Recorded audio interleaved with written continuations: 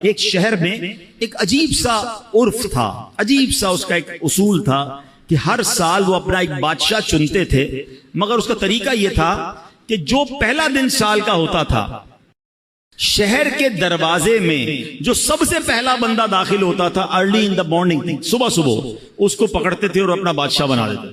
تو ایک اجنبی سا شخص تھا، وہ اس کو پتہ بھی نہیں تھا، وہ شہر میں صبح صبح داخل ہوا، شہر والوں نے پکڑ لیا، مبارک ہو مبارک ہو، اس کو ہار وغیرہ پہنایا، کہ خیریت تو ہے، کہ آپ کو مبارک ہو، آپ ہمارے بادشاہ بن گئے. کیوں بادشاہ بن گیا؟ کہ ہمارا اصول ہے جو سال کے پہلے دن سب سے پہلے شہر میں داخل ہوتا ہے وہ بادشاہ.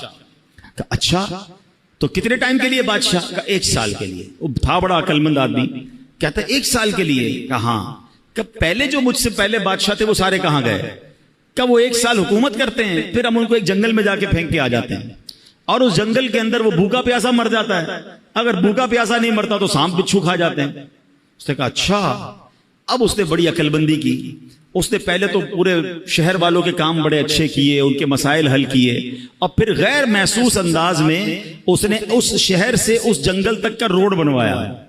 اچھا روڈ بن گیا تو وہاں اس نے لوگوں کو بسانا شروع کیا، آہستہ آہستہ کھانے پینے کی دکانیں بھی وہاں لگا دی. اب جب سال پورا ہوا تو لوگوں کو کہا ٹھیک ہے بھائی میرا ٹائم پورا ہو گیا، مجھے بھی اسی جنگل میں چھوڑ کے آ جاؤ.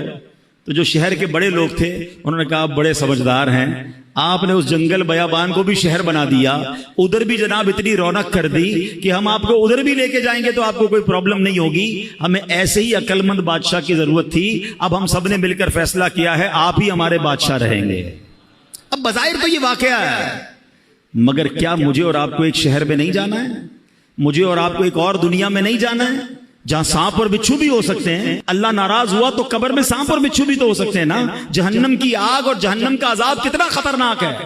مگر ہم میں سے کون ہے جو اس جہان کو، آخرت کے معاملات کو آسان کرنے کے لیے یہاں سوچ رہا ہے کہ یار یہیں رہ کر میں آخرت بہتر